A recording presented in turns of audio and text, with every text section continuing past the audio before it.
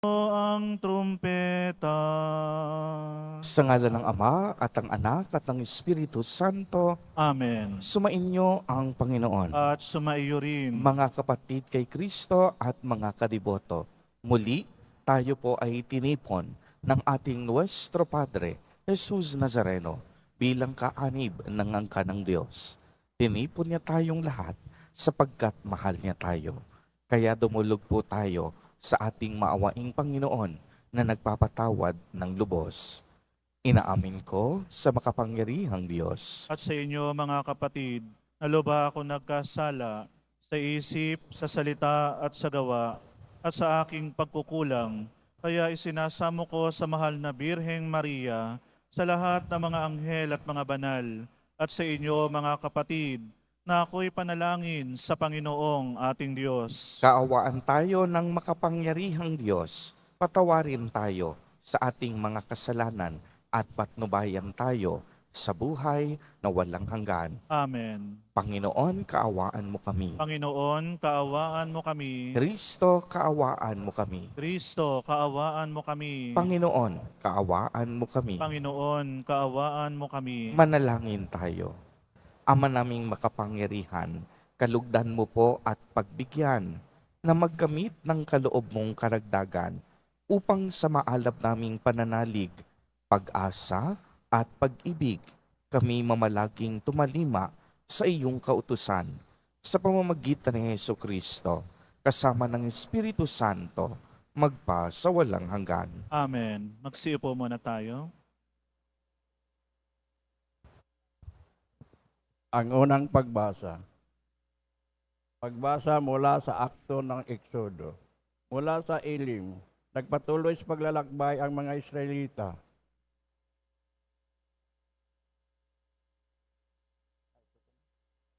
Ito nga.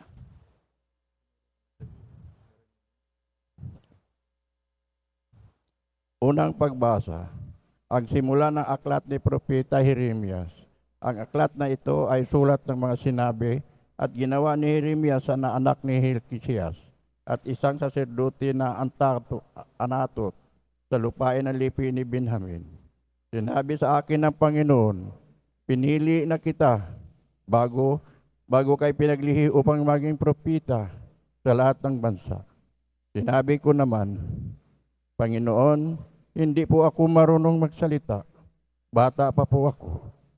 Subalit, sinabi niya sa akin, huwag mong sabihin bata ka. Sinusugo kita kaya tumayo ka. Ipahayag mo sa lahat ng aking inuutos. Sa iyo.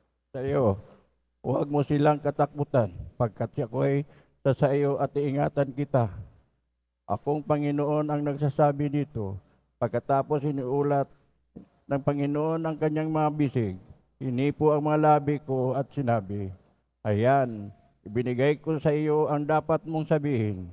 Ibinigay ko sa iyo ngayon sa iyo ang kapangyarihan sa mga bansa, mga kaharian, sila'y bunutin at ibagsak, lipulin at iwasak, ibangon at itatag. Ito ang salita ng Diyos. Salamat sa Diyos. Patuloy kong isa-isay ang dulot mong kaligtasan. Ipatuloy kong isasaysay ang dulot mong kaligtasan. Sa iyo lang, Panginoon, lubos akong nananalig. Huwag mo akong pabayaang mapahiya at malupig. Tulungan mo ako ngayon, yamang ikaw at matuwid.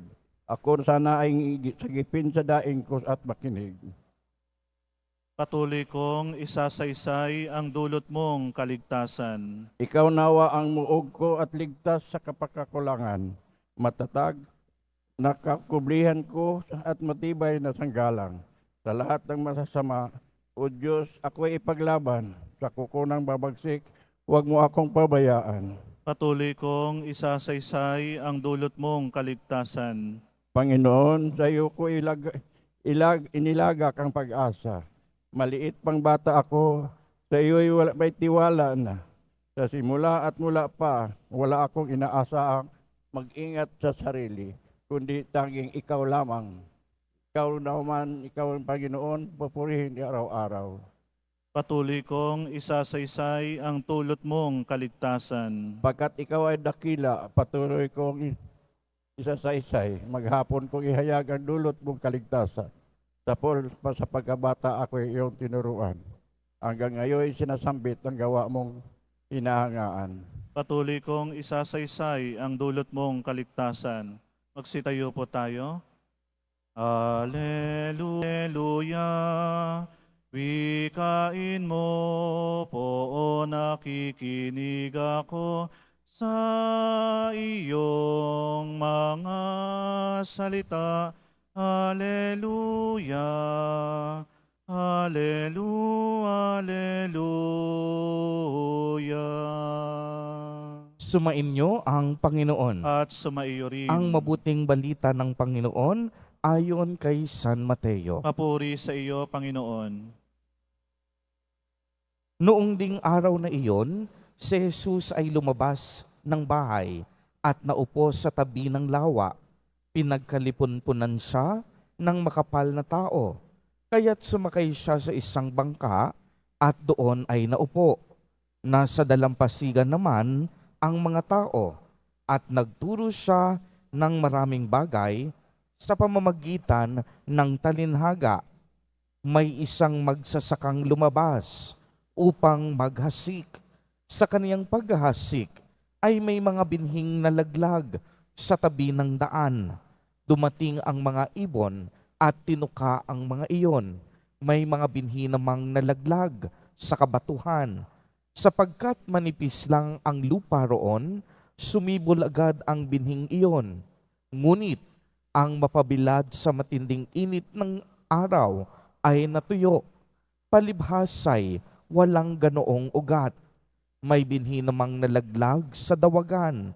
Lumago ang mga dawag at ininis ang mga iyon. Ngunit ang binhing nalaglag sa mabuting balita ay nag-uhay. May tig 100, may tig 60 at may tig 30 butil ang bawat uhay. Ang may pandinig ay makinig. Ang mabuting balita ng Panginoon. Pinupuri ka namin, Panginoong Heso Kristo. Magsiupo tayo. Magandang umaga po sa inyong lahat, mga kapatid kay Kristo. Sa lahat po ng ating mga taga-subaybay, sa iba't ibang online platforms, at sa lahat ng ating mga kadiboto, sa iba't ibang panig ng Pilipinas, at maging sa buong mundo kung saan tayo ay naaabot ngayon ng ating live streaming. Mapayapang umaga din po sa inyong lahat. Purihin at dakilain natin ang ating Panginoon, ang mahal na poong Jesus Nazareno.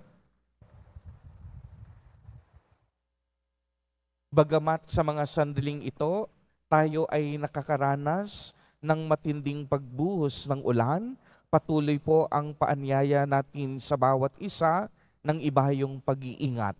Gayunpaman, ang mga misa dito sa loob ng Quiapo Church ay nagpapatuloy at tunay ngang walang makakapigil sa ating pananampalataya, walang makakapigil sa ating debosyon, walang makakapigil sa ating pakikipag-ugnayan, sa ating pagdarasal at sa ating pagsisimba.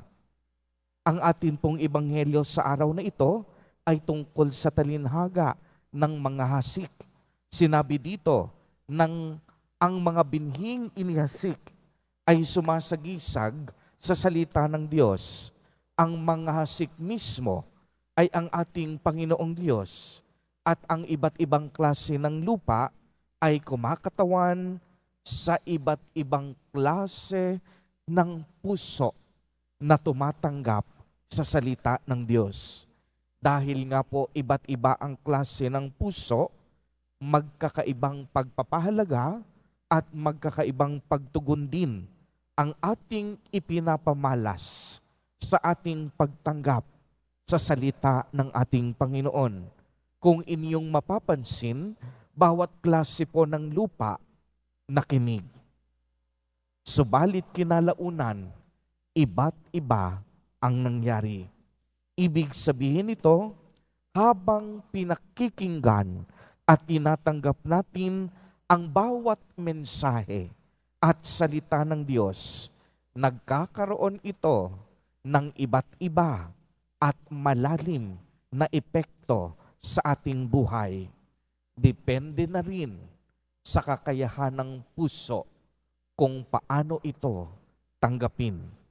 Una po, narinig natin sa ating ebanghelyo na may mga binhing na laglag sa tabi ng daan.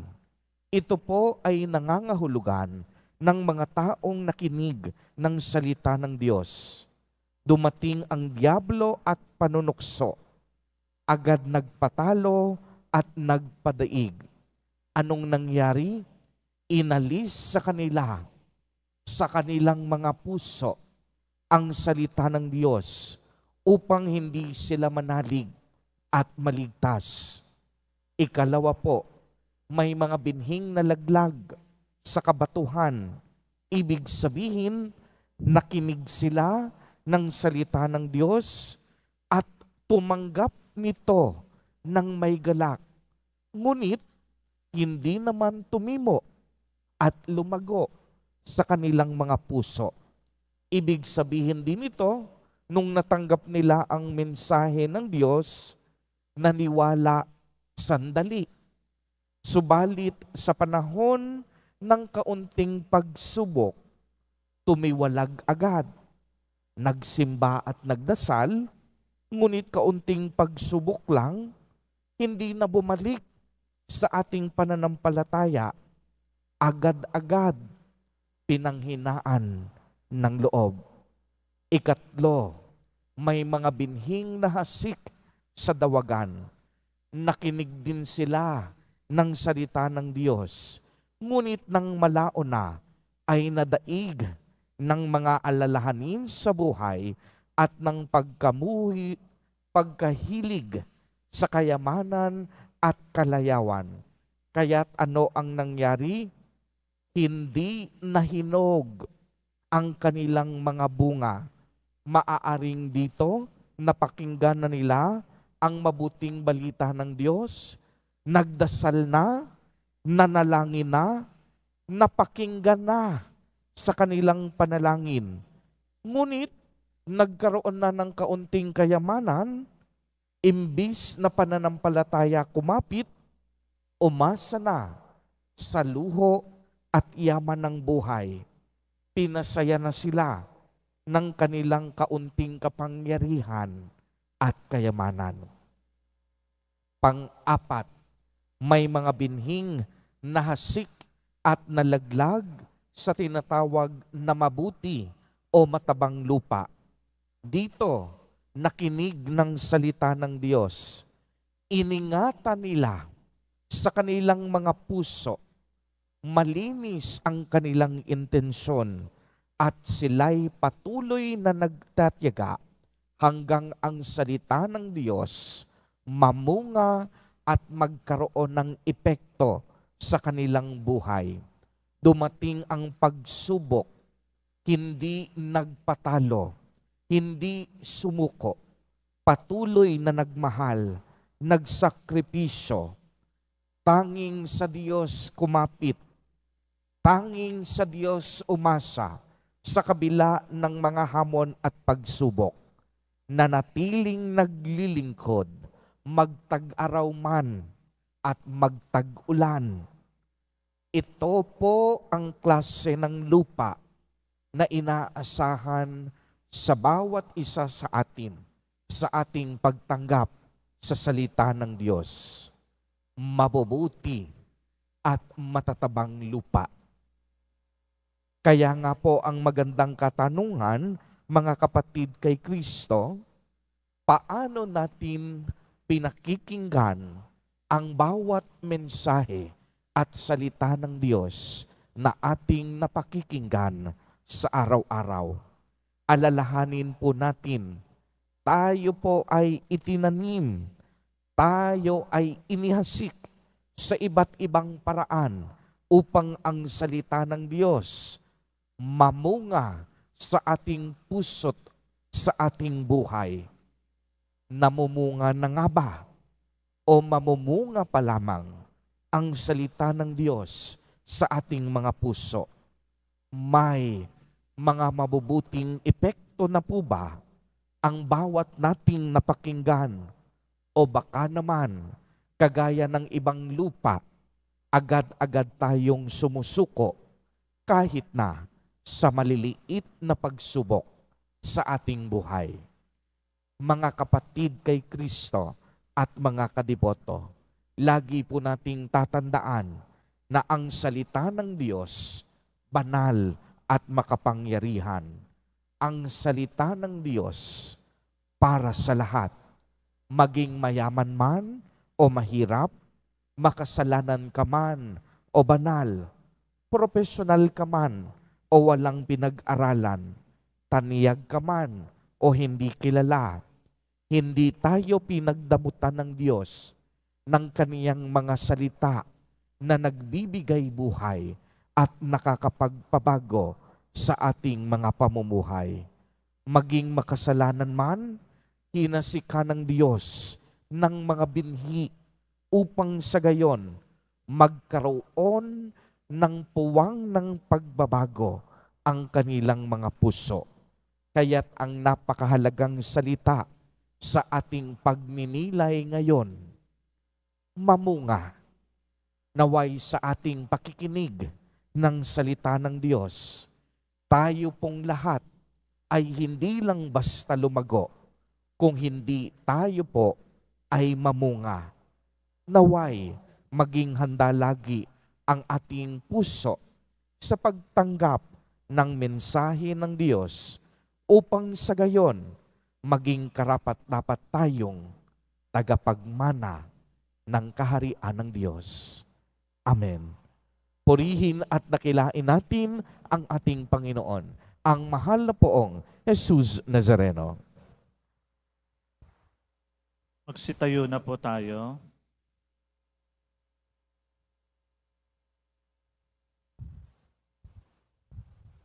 Minamahal kong mga kapatid, sabihin natin sa Diyos ang ating pagnanais sa isang mayamang ani sa mundong ito habang ating nasasalamin ang hindi matabang lupa sa ating buhay. Sa bawat panalangin ang ating itutugon, Panginoon, gawin mong mabunga ang aming buhay. Panginoon, gawin mong mabunga ang aming buhay.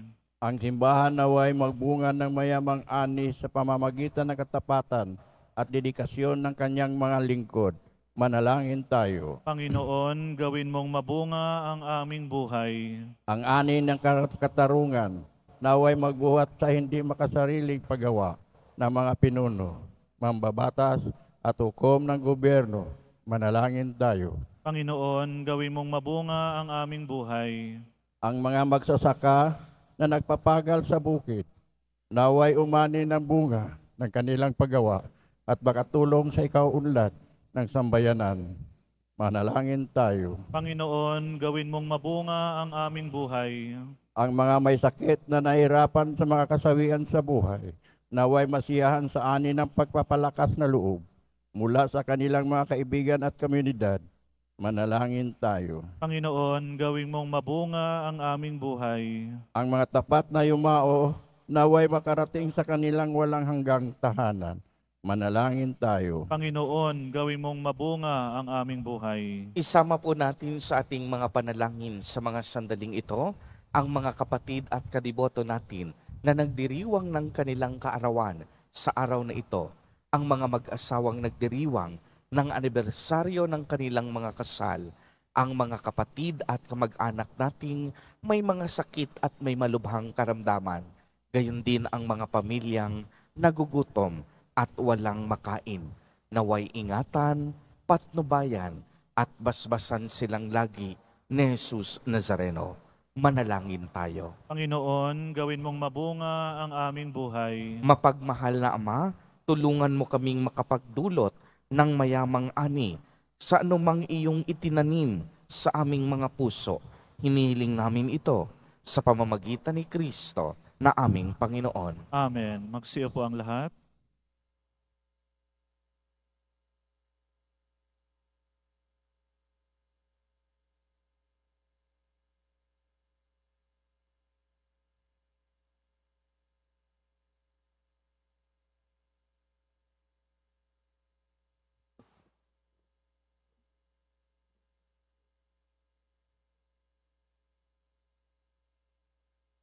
Kapuri-puri ka, Diyos amang lumikha sa sanlibutan, sa iyong kagandahang loob. Narito ang aming maiaalay mula sa lupa at bunga ng aming paggawa. Ang tinapay na ito para maging pagkaing nagbibigay buhay. Kapuri-puri ang poong may kapal ngayon at kailanman.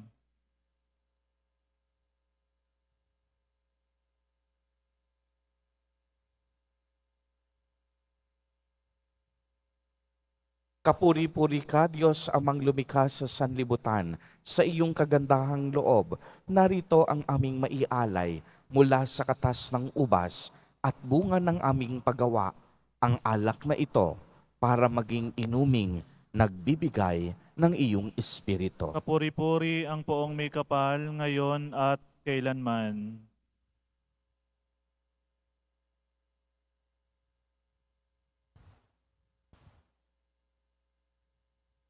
Sitayo po tayo. Manalangin kayo mga kapatid upang ang paghahain natin ay kalugdan ng Diyos amang makapangyarihan. Tanggapin nawa ng Panginoon tong paghahain sa iyong mga kamay, sa kapurihan niya at karangalan sa ating kapakinabangan at sa buong sambayanan niyang banal. Ama naming lumikha, lahat ng iyong mga paghahaing ipinag-utos noong araw ay iyong pinagtibay sa isang haing hantungan ng tanan. Tanggapin ang ginaganap ngayon ng inyong mga lingkod at basbasan mo ito ng kabanalang gaya ng iyong kaloob sa mga alay ni Abel na lubha mong ikinalugod upang ang mga handog ng bawat isang nagbigay para sambahin ang banal mong ngalan ay magkamit ng karagdagan mong kasiyahan sa pamamagitan ni Jesucristo kasama ng Espiritu Santo magpa sa walang hanggan. Amen. Sumainyo ang Panginoon. At sumaiyo rin. Itaas sa Diyos ang inyong puso at diwa. Tinaas na namin sa Panginoon. Pasalamatan natin ang Panginoong ating Diyos. Marapat na siya ay pasalamatan. Ama naming makapangyarihan, tunay ngang marapat na ikaw ay aming pasalamatan. Pinagbibigyan mong ito'y aming maihayag, kahit na ito'y walang anumang maidaragdag. Sa kadakilaang sa iyo ay likas. Sa pagpupuri nami ang nakikinabang, ay kami ring iyong pinakikiharapan sa pamamagitan ng iyong anak na minamahal. Kaya kaisa ng mga anghel na nagsisiawit ng papuri sa iyo, nang walang humpay sa kalangitan, kami nagbubuni sa iyong kadakilaan. Santo, Santo, Santo, Panginoong Diyos ng mga hukbo, napupuno ang langit at lupa ng kadakilaan mo, o sana sa kaitaasan, pinagpala ang naparirito sa ngalan ng Panginoon, o sana sa kaitaasan. Magsiluhod po tayo. Ama naming banal, ikaw ang bukal ng tanang kabanalan. Kaya't sa pamamagitan ng iyong Espiritu, ay gawin mo pong banal ang mga kaloob na ito upang para sa amin ay maging katawan at dugo ng aming Panginoong Jesucristo. Bago niya pinagtiis ang kusang loob na maging handog, hinawakan niya ang tinapay, pinasalamatan kaniya, pinagati-hati niya iyon, iniabot sa kaniyang mga alagad at sinabi, tanggapin ninyong lahat ito at kanin. Ito ang aking katawan na ihahandog para sa inyo.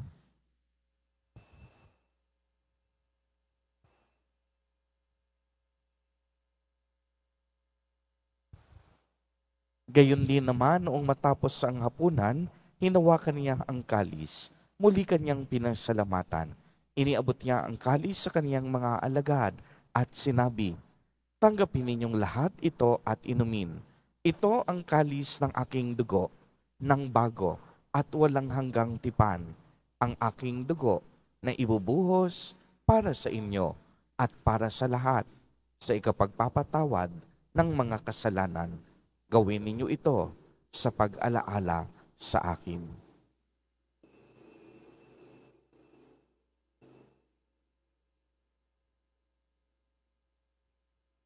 Sitayo po tayo. Ang misteryo ng pananampalataya. Si Kristo'y namatay, si Kristo'y muling nabuhay, si Kristo'y babalik sa wakas ng panahon. Ama, ginagawa po namin ngayon ang pag-alaala sa pagkamatay at muling pagkabuhay ng iyong anak. Kaya't iniaalay namin sa iyo ang tinapay na nagbibigay buhay, at ang kalis na nagkakaloob ng kaligtasan. Kami po'y nagpapasalamat dahil kami iyong minarapat na tumayo sa harap mo para maglingkod sa iyo. Isinasamo namin na kaming magsasalo-salo sa katawan at dugo ni Kristo ay mabuklod sa pagkakaisa sa pamamagitan ng Espiritu Santo. Ama, lingapin mo po ang iyong simbahang laganap sa buong daigdig. Puspusin mo kami sa pag-ibig kay isa ni Francisco na aming Santo Papa at ni Jose na aming Obispo at ng Tanang Kaparian. Alalahanin mo rin ang mga kapatid naming nahimlay nang may pag-asang sila'y muling mabubuhay, gayon din ang lahat ng mga pumanaw. Kaawaan mo po sila at patuloyin sa iyong kaliwanagan. Kaawaan mo at pagindapatin kaming lahat na makasalo sa iyong buhay na walang wakas, kay isa ng mahal na Birheng Maria na ina ng Diyos, ng kabiyak ng puso niyang si San Jose, kay isa ng mga apostol at ng lahat ng mga banal na namuhay dito sa daigdig ng kalugod-lugod sa iyo. Maipagdiwang nawa namin ang pagpupuri sa ikararangal mo sa pamamagitan ng iyong anak na aming Panginoong Heso Kristo. Sa pamamagitan ni Kristo, kasama niya at sa Kaniya, ang lahat ng parangal at papuri ay sa iyo, Diyos amang makapangyarihan, kasama ng Espiritu Santo, magpa sa walang hanggan. Amen. Sa tagubilin ng mga nakagagaling na utos at turo ni Jesus na Panginoon natin at Diyos, ipahayag po natin ng lakas loob. Ama namin, sumasalangit ka. Sambahin ang ngalan mo, mapasa amin ang kaharian mo, sundin ang loob mo dito sa lupa para nang sa langit. Bigyan mo kami ngayon ng aming kakanin sa araw-araw, at patawarin mo kami sa aming mga sala, para nang pagpapatawad namin sa nagkakasala sa amin, at huwag mo kaming ipahintulot sa tukso, at iadya mo kami sa lahat ng masama. Hinihiling po namin na kami iadya sa lahat ng masama, pagkalooban ng kapayapaan araw-araw, iligtas sa kasalanan at ilayo sa lahat ng kapahamakan, samantalang aming pinananabikan ang dakilang araw ng pagpapahayag ng tagapagligtas naming si Heso Kristo. Sapagkat iyo ang kaharian at ang kapangyarihan at ang kapurihan magpakailanman. Amen. Panginoong Heso Kristo, sinabi mo sa iyong mga apostol, kapayapaan ang iniiwan ko sa inyo, ang aking kapayapaan ang ibinibigay ko sa inyo. Tunghayan mo ang aming pananampalataya at huwag ang aming pagkakasala. Pagkalooban mo kami ng kapayapaan at pagkakaisa ayon sa iyong kalooban, kasama ng Espiritu Santo, magpa sa walang hanggan. Amen. Ang kapayapaan ng Panginoon ay laging sumainyo. At sumaiyo rin. Magbigayan po tayo ng kapayapaan sa isa't isa. Kordero ng Diyos na nag-aalis ng mga kasalanan ng sanlibutan, maawa ka sa amin.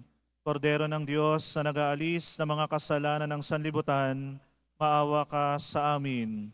Kordero ng Diyos na nag-aalis ng mga kasalanan ng sanlibutan, ipagkaloob mo sa amin ang kapayapaan, magsilhod ang lahat. Ito ang kordero ng Diyos.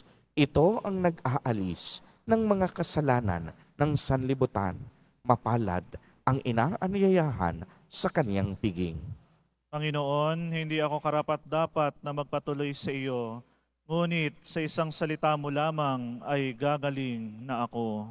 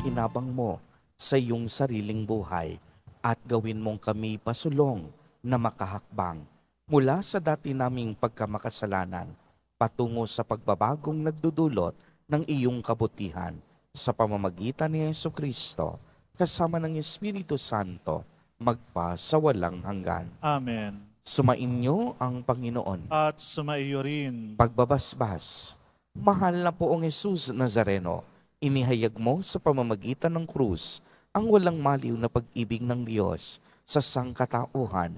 Pakinggan mo ang kahilingan ng iyong angkan na nagsusumamo sa iyo. Makamtanawa nila ang iyong katugunan at tanggapin ang kasagutan na may utang na loob na tinatanaw.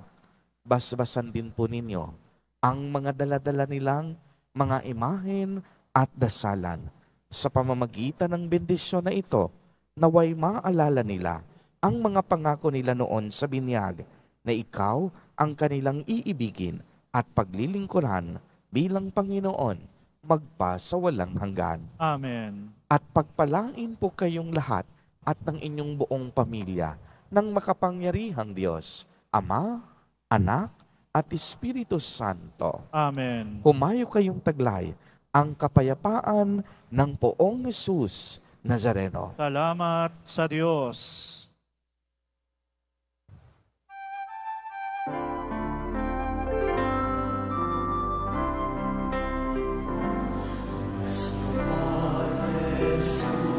Nazareno, sinasamba